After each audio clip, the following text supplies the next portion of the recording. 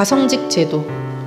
천주교, 그러니까 성직자 영입운동도 그 하나의 일환인데, 성직자 영입운동은 그러니까 다음 시간에 더 자세히 보고요. 지금은 가성직 제도에 대해서 한번 보도록 하겠습니다. 1789년에 이승훈이 북경에 서한을 보냈어요. 이거는 이때의 서한은 이미 가성직 제도를 행한 이후에 보낸 서한이에요. 그러니까 그 전에 이런 일들을 했다라고 이승훈이 보고하는 그런 내용인데, 이 내용에 보면은 1786년 봄에 모임을 가졌다고 합니다. 이제 좀 주춤한 침체된 교회를 다시 발전하고 선교를 하기 위해서 이승훈이 신자들하고 모여가지고 토의를 한 거예요. 그리고 여기서 어떤 토의를 하냐면은 서로가 서로에게 고해할 수 있는 방법을 이렇게 이야기를 합니다. 그래서 갑은 을에게 하고 을은 병에게 하지만 갑과 을이 서로 혹은 을과 병이 서로 맞고해하는 일은 없도록 했다. 이러한 고해성사의 행위를 이렇게라도 실천을 했던 걸 볼 수가 있어요. 그리고 나서 가을에 다시 모였을 때는 미사를 집전하고 견진성사 주는 일을 이승훈이 맡아서 하도록 결정을 했고, 그것을 받아들였을 뿐만 아니라 다른 10명에게도 그러한 일을 하도록 했다고 나옵니다. 이게 바로 우리 한국 천주교회의 두 번째 특징이죠. 그러니까 첫 번째는 유례 없이 자발적인 그런 창설이 이루어졌다는 거고, 두 번째는 어디에도 없는 가성직 제도가 이제 있었다는 거. 그래서 가성직 제도에서 평신도들의 교계 제도가 시작이 된 거예요. 1786년의 가을에 교세가 확장되면서 이승훈이 각 지역의 교우들을 관리하는 데에 용이하기 위해서 이제 10명의 신부를 임명을 하게 되었습니다.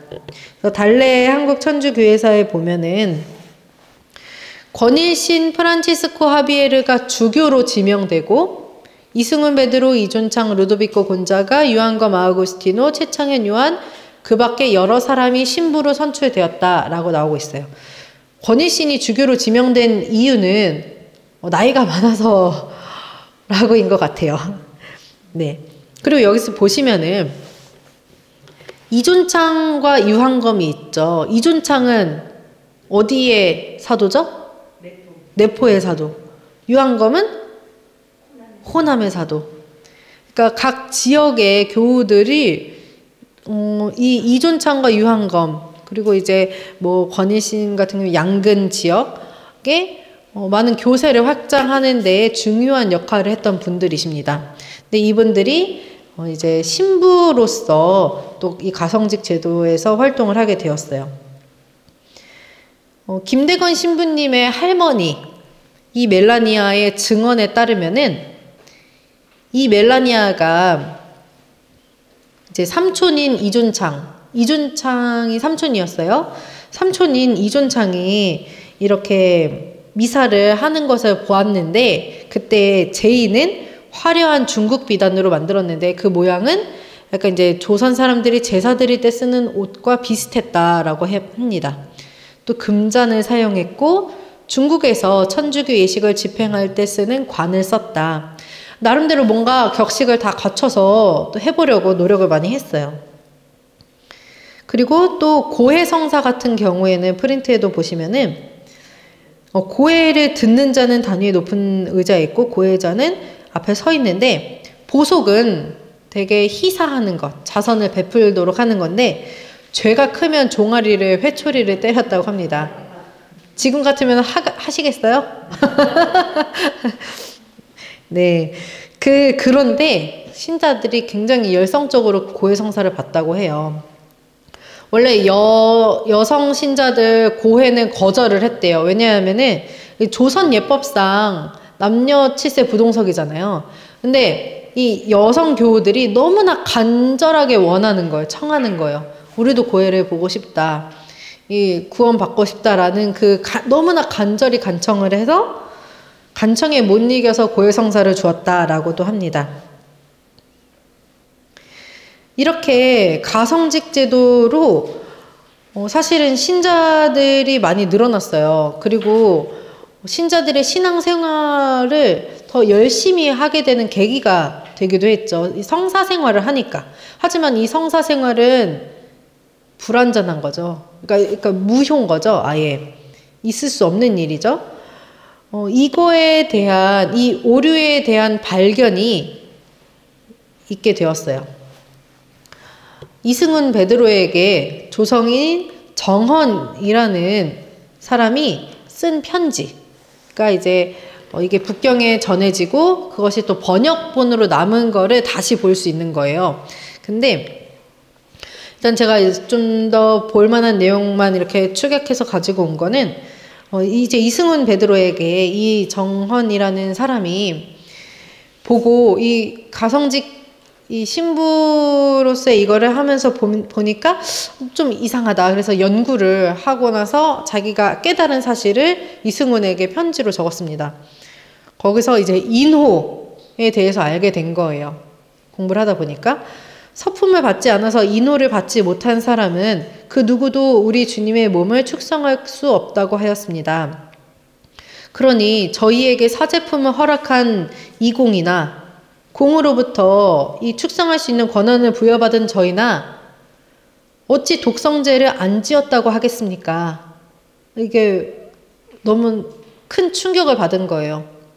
내가 지금까지 한 것이 독성제였구나 하는 것을. 일반적으로는 성사는 합법적으로 공인된 방법으로 권한을 부여받지 않은 사람은, 사제가 아닌 사람은 절대로 그 직무에 관여해서는 안 되는 것입니다.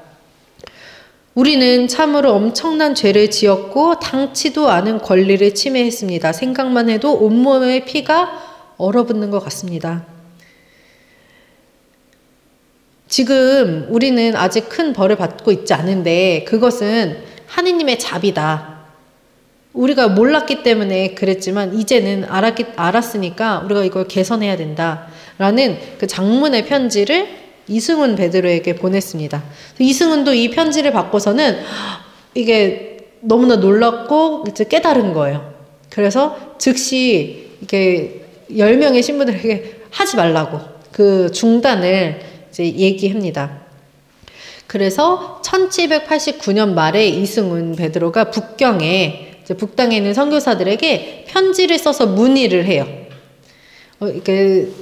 신부들에게 하지 말아라 하고 나서 모여가지고 이걸 어떻게 할지 토의를 하다가 그러면은 북당에 편지를 쓰자, 문의를 하자라고 결정을 한 거예요. 그래서 이제 이승훈이 쓴 편지가 땅에 엎드려 가슴을 치오니 이 몸을 불쌍히 여기소서 하고 쭉 이제 1784년 이후에 있었던 일들을 다 얘기를 합니다. 그러면서 이 가성직 제도라는 이러한 일들을 했고 이걸 통해서 독성제를 지었다는 사실을 1786년, 7년 이쯤에 가서야 알았다고.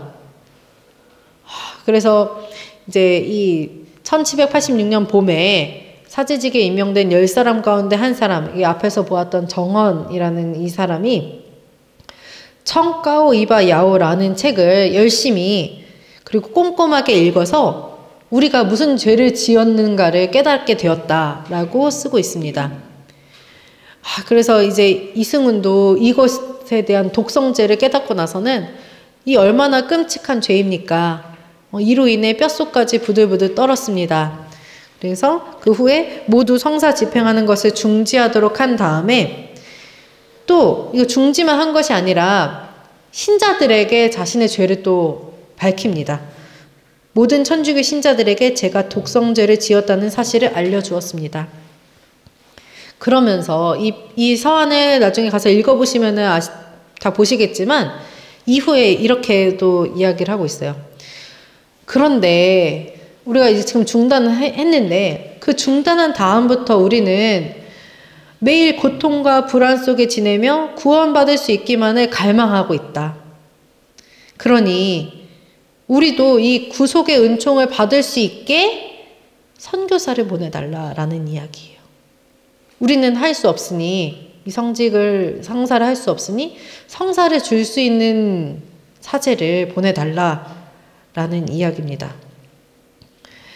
이 세상의 모든 나라들은 이미 구속의 은혜를 받아 온 세상이 주교와 사제들로 가득 차 있습니다. 그런데 어찌하여 이 작은 땅덩어리에는 안 계십니까? 왜 우리는 구속의 은총에서 제외되어 있습니까?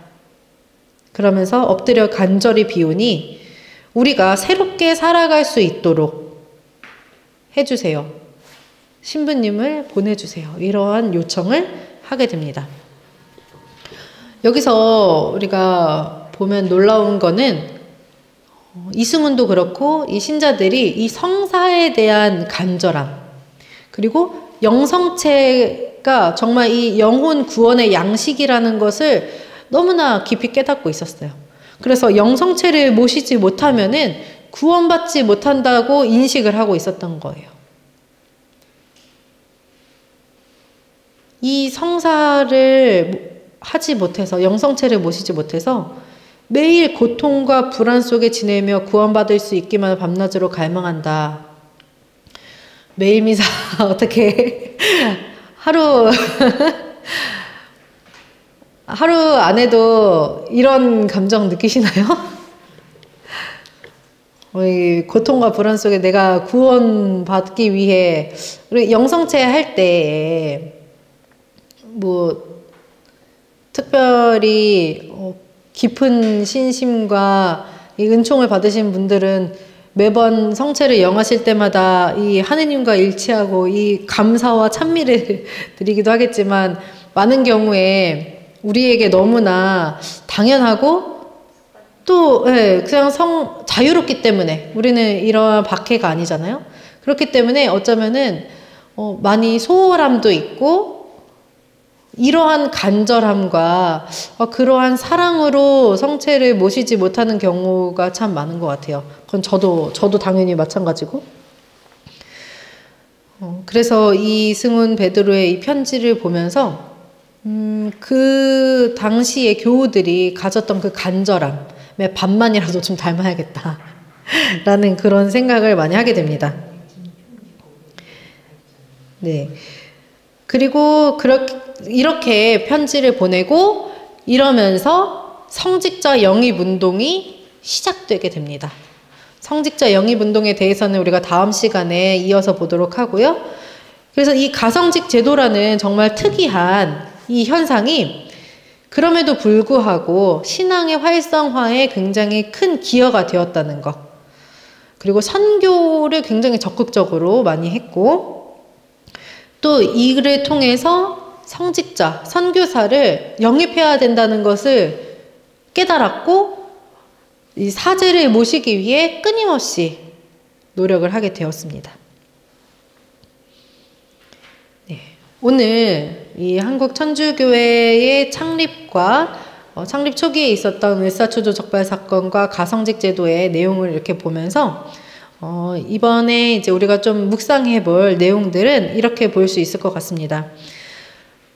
천지남 주어사 강학, 그리고 그 강학을 했던 신앙 선조들을 우리가 한 분 한 분, 이벽과 이승훈, 또 이제 권일신, 권철신 이분들을 좀 깊이 만나보는 시간을 가지시고, 또 이벽과 이승훈의 그 믿음과 갈등, 고뇌, 특히 이승훈의 어떤 그 인간적인 나약함을 묵상해 보시고, 또 한국 천주교회 창립에 이르기까지 이 천주님의 섭리와 신앙 선조들의 기도, 만남, 희생, 봉헌, 갈등, 이 많은 작은 일들 하나까지도 묵상하면서 우리가 만나는 모든 사람들, 사건들, 모든 현상들 앞에서 하느님의 뜻을 발견하고 하느님을 만날 수 있도록 깨어 있도록 그런 묵상을 해보시면 좋겠습니다. 그리고 창립 초기 교회와 현재 교회의 모습, 이걸 통해서는 우리가 이제 성체를 향한 그 갈망을 가졌던 교우들의 모습처럼 지금 우리가 누리고 있는 이 자유로움, 이 신앙 선조들의 순교자들의 피를 통해서 얻게 된 이 신앙의 자유에 얼마나 감사하고 또 그것을 얼마나 소중하고 귀하게 여겼는지, 그리고 앞으로 어떤 모습, 태도로 임할지 한번 묵상해 보시면 좋겠습니다.